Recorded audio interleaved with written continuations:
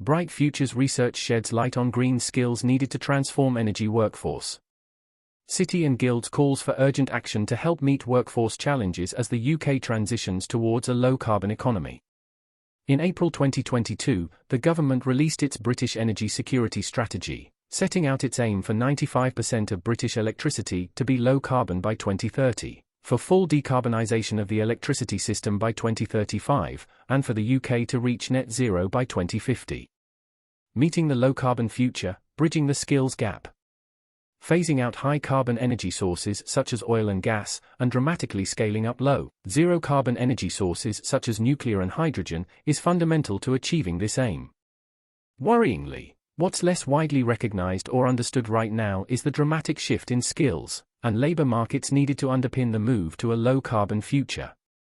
The impact will be felt across many sectors, according to research by the Place-Based Climate Action Network, PCAN. Around 6.3 million jobs in the UK, roughly 1 in 5, will be affected by the transition, with millions of workers experiencing changes in demand for their skills.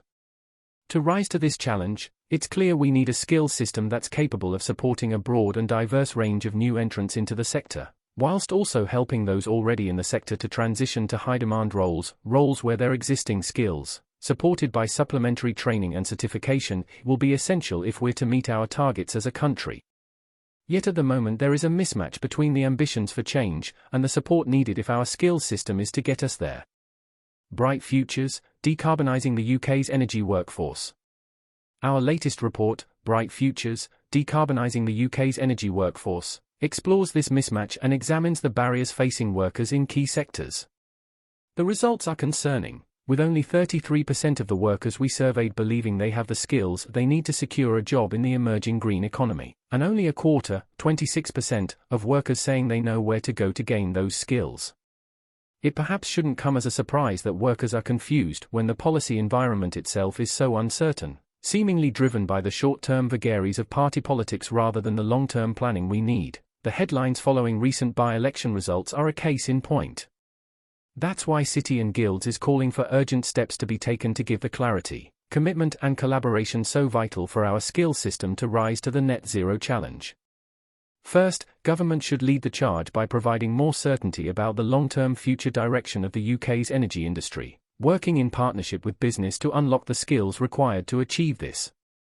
We are calling for a green skills roadmap running to 2035 as part of a national strategy for inclusive growth.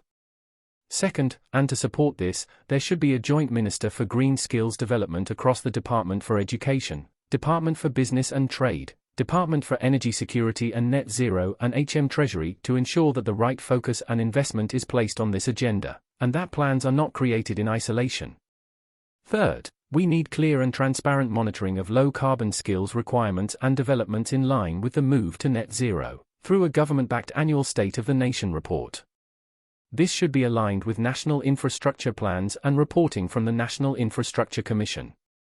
It should include data on investment and skills gaps across sectors and regions, as well as employer progression towards shifting to green jobs, all set in the context of the wider transition. Fourth, we need real focus on lifelong training pathways to upskill and reskill new or existing employees, with employers opening their doors to a wider pool of diverse candidates who can be trained on the job.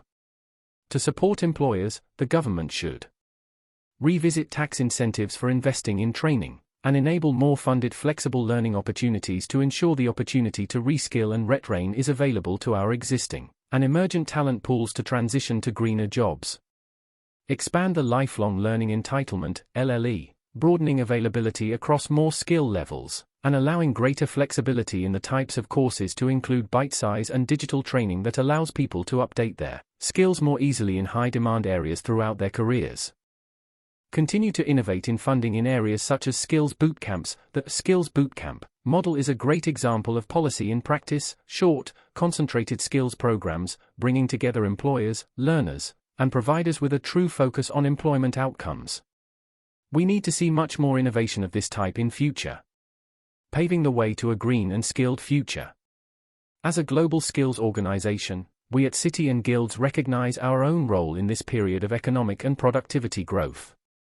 We already promote a wide range of green skills qualifications, including in areas such as EV charging and retrofitting to meet future skills need in these areas. We're leading exciting programs to support people who face barriers to the workplace to receive training in key skills areas. Just one example is the skills training we deliver in prisons, backed by major employers, to take people into employment immediately on release, and we have made a series of investments in businesses that will play a key role in supporting the decarbonisation of the energy sector and the road to net zero.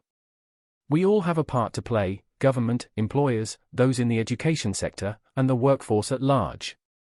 By working together, I am confident that we will be able to effectively reskill and recruit the workers so essential to our path to a cleaner, brighter future. But we need to act and act now, because the hourglass is set, and time is running out. By Andy Moss, Chief Customer Officer, City and Guilds.